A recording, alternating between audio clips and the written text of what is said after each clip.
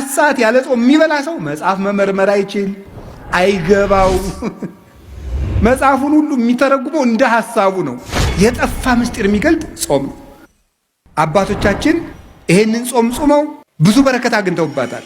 ጾመኛ ሰው በእውነቱ ከዝሙት መቆጠብ ይችላል፣ ከስድብ መቆጠብ ይችላል፣ ከመግደል መቆጠብ ይችላል፣ ከመደንፋት፣ ከኩራት፣ ከትዕቢት፣ ከማን አለብኝነት እኔ እበልጣለሁ ከማለት ከዚህ ሁሉ የሚሰበስበን ጾም ነው። አንድ ክርስቲያን የሐዋርያት ጾም ለምን እንደሚጾም ማወቅና መረዳት አለበት። ይህን ጾመ ሐዋርያት አለመጾም ሁሉንም አለመጾም ማለት ነው። ሁሉንም አጽዋማት እንዳለመጾም። አንዳንድ ሰዎች ሌላውን ጾም እየጾሙ ይሄኛውን ጾም ይሽራሉ። ሰባቱም ፍጹም ናቸው፣ ሰባቱም እኩል ናቸው። እንደ አንድ ጾም ነው የሚቆጠሩት። ሰላም ውድ የናተን ሚዲያ ቤተሰቦች እንዴት ናችሁ? እንኳን ለ2017 ጾመ ሐዋርያት ሰላምና በጤና አደረሳችሁ አደረሰን። ጾመ ሐዋርያትን በማስመልከት የተዘጋጁ ቪዲዮዎችን እንደዛሬ የምታብሳችሁ ነው። እንደተለመደው 3000 እና ከዛ በላይ ላይክ፣ ሼር፣ ሰብስክራይብ ያደረጋችሁ ቪዲዮዎችን ተመልከቱ እላለሁ። በቀጥታ ወደ ቪዲዮቹ የምናልፍ ይሆናል። በመጀመሪያ መምህር ምትኩ አበራ ይህን ጾመ ሐዋርያት አለመጾም ሁሉንም አለመጾም ማለት ነው። ሁሉንም አጽዋማት እንዳለመጾም። አንዳንድ ሰዎች ሌላውን ጾም እየጾሙ ይሄኛውን ጾም ይሽራሉ። ሰባቱም ፍጹም ናቸው፣ ሰባቱም እኩል ናቸው። እንደ አንድ ጾም ነው የሚቆጠሩት።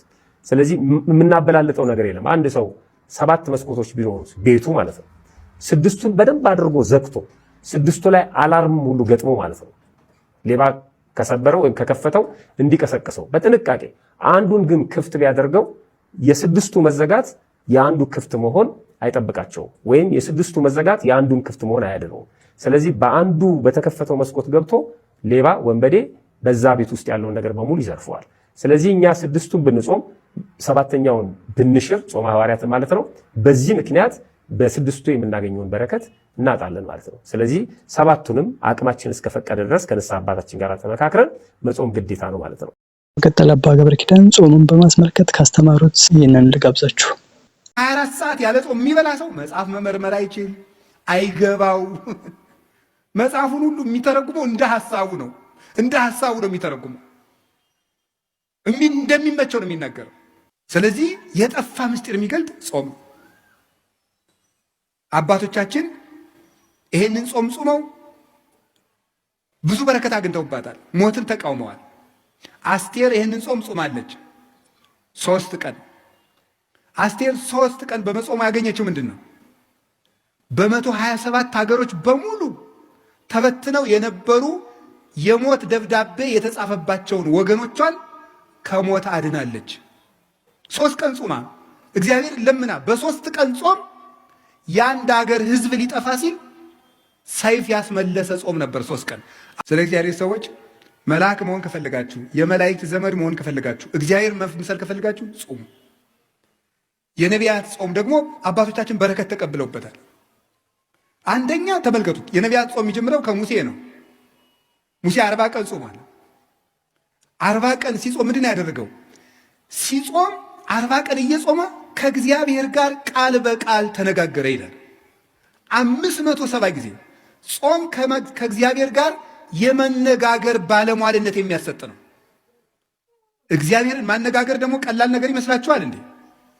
አንድ ትልቅ ሰው እንኳን ሊያነጋግራችሁ ቀጠሮ ሲይዝላችሁ እንዴት ነው ደስ የሚላችሁ? እግዚአብሔርን ቃል በቃል እንደ ጓደኛ 570 ቃላትን እንዲነጋገር ያደረገው ምንድን ነው? ጾም። ጾም ምን ይጠቅማል ብትሉ ከእግዚአብሔር ጋር የሚያነጋግር ጾም ነው። እንግዳው ከእግዚአብሔር ጋር መነጋገር የሚፈልግ ይጾም። ከሰይጣንና ከስጋው ጋር መነጋገር የሚፈልግ ደግሞ ይብላል። ምርጫው እናንተ ነው። ሙሴ ይሄንን ጾም ጾሞ እግዚአብሔርን አነጋገረ። ከዚህ በላይ እድልስ አለ ወይ? እግዚአብሔርን ከማነጋገር በላይ ምን እድል አለ? እግዚአብሔርን ለማነጋገር 100 ዓመትስ ብንራብ እግዚአብሔርን ማነጋገር እኮ የነፍስ ጥጋብ እኮ ነው። እግዚአብሔርን ማየት፣ እሱን መስማት። አጸም ዘይነብበኒ እግዚአብሔር አምላኬ እስመ ውእቱ ይነብብ ሰላም ለሕዝቡ። እግዚአብሔር ንግግሩ ሰላም፣ ልብን የሚያረጋጋ የእግዚአብሔር ንግግር የሞት ማሰሪያን የሚቆርጥ ነው። ጾመ ሐዋርያትን በማስመልከት እንግዲህ ጥቂት ቪዲዮዎች ይኖራሉ። ለዛሬ የምንመለከተው ከቪዲዮቹ ጋር መልካም ቆይታ። ስንዷ ቅድስት ቤተክርስቲያናችን በአዋጅ ከደነገገችልን 7ቱ አጽዋማት መካከል ይህ በዓለ ጰራቅሊጦስን ካከበርን በኋላ የምናገኘው ጾመ ሐዋርያት ነው። አብዛኞቹ ክርስቲያኖች ይህ ጾም በሰኔ ወር ስለሚጾም የሰኔ ጾም የሚል ስያሜ ሰጥተውታል። ይህንንም ጾም ሐዋርያት ጾመውታል። እነርሱም ጌታችንን አብነት አድርገው ጾመዋል። ጌታችን የትምህርትና የታምራቱን መጀመሪያ ጾም እንዳደረገ ሁሉ እነርሱም ትምህርት ከማስተማራቸው ታምራት ከማድረጋቸው በፊት ጾም እንደሚቀድም ከጌታቸው አብነት አድርገው ጾመውታልና እኛም እነርሱን አብነት አድርገን እንጾመዋለን።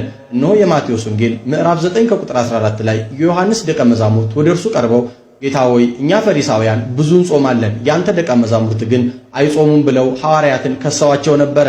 እነሆ እነርሱ ሙሽራቸው ከእርሱ ጋር ያለ ሚዜዎች ስለሆኑ አሁን ሊጾሙ አይገባቸውም። ነገር ግን ሙሽራቸው ከእነርሱ በተወሰደ ጊዜ ይጾማሉ ባላቸው አምላካዊ ቃል መሰረት እነሆ ሙሽራቸው ኢየሱስ ክርስቶስ ወደ ሰማየ ሰማያት ካረገ መንፈስ ቅዱስን ከሰደደላቸው በኋላ እነርሱ ይህን ጾም ጾመውታል። እኛም እነርሱን አብነት አድርገን ይህን ጾም እንጾመዋለን። ከሁሉ በላይ በምትሆን ሐዋርያት በሰሯት በመካከላችን ባጸኗት በአንዲት ክብርት ቤተክርስቲያን እናም አንድ ክርስቲያን የሐዋርያት ጾም ለምን እንደሚጾም ማወቅና መረዳት አለበት። ዘንድሮ 2017 የሐዋርያት ጾም የሚጀምረው ሰኔ 2 ነው። በቤተ ክርስቲያናችን ሥርዓት 7 የአዋጅ አጽዋማት አሉ። ከሰባቱ አጽዋማት መካከል አንዱ የሐዋርያት ጾም ማለትም የሰኔ ጾም ነው። ይህ ጾም ሐዋርያት ስለምን ጾሙት? ጌታችን መድኃኒታችን ኢየሱስ ክርስቶስ ሕያው የሆነውን ቃሉን ማስተማር ከመጀመሩ በፊት ከቆመ ሳያርፍ ከዘረጋ ሳያጥፍ 40 ቀንና 40 ሌሊት ጾሟልና፣ እንዲሁም ሐዋርያት የክርስቶስን ፈለግ በመከተል መንፈስ ቅዱስ ከወረደላቸው በኋላ አገልግሎታቸው የቀና የተስተካከለ እንዲሆን በማሰብ እንደጾሙ የቤተ ክርስቲያን መጻሕፍቶች ያብራራሉ። ስለዚህ እኛ ክርስቲያኖች ደግሞ በዚህ በዕብራውያን 13 ከቁጥር 7 ላይ ዋኖቻችሁን አስቡ፣ የኑሮአቸውን ፍሬ እየተመለከታችሁ በእምነት ምሰሏቸው ስለተባልን ቤተ ክርስቲያናችን ሐዋርያዊት ከመሆኗም አንጻር የሐዋርያትን ፈለግ ተከትላ ሐዋርያት የጾሙትን ጾም ሕዝበ ክርስቲያን እንዲጾሙት ታውጃለች ማለት ነው። ስለዚህ ቤተ ክርስቲያናችን የጳጳስ የቄስ የምትለው የአዋጅ ጾም ስለሌላት ሁሉንም ሕዝበ ክርስቲያን የግድ ሊጾመው ያስፈልጋል ማለት ነው። ወስብሐት ለእግዚአብሔር። ይቆየ። ጾመ ሐዋርያት ሰኔ 2 ቀን ተጀምሮ ሐምሌ 5 ቀን ይፈጸማል። ይህን ጾም ሐዋርያት መንፈስ ቅዱስን ተቀብለው የወንጌልን መልእክት ከዓለም ዳር ለማዳረስና ለመስበክ ወደ ዓለም ከመውጣታቸው በፊት በአንድነትና በህብረት ጾመውታል። መጀመሪያው ከእርደተ መንፈስ ቅዱስ ከጰራቅሊጦስ ማግስት ሰኞ ሲሆን ፋሲካውም የጴጥሮስ ጳውሎስ የዕረፍት በዓል ሐምሌ 5 ነው።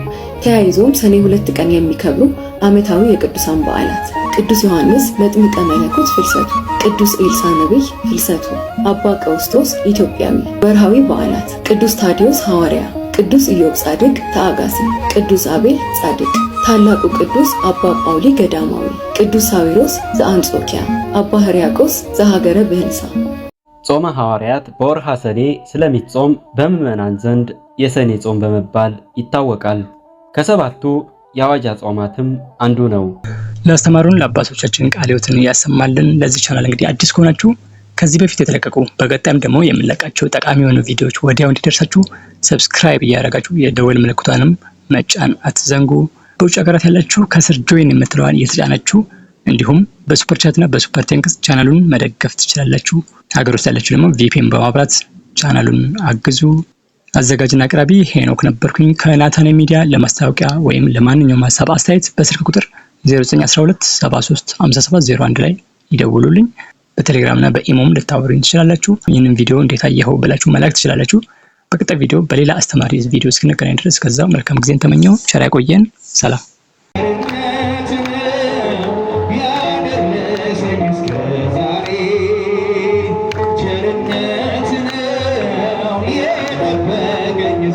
ዛሬ ላመስግንህ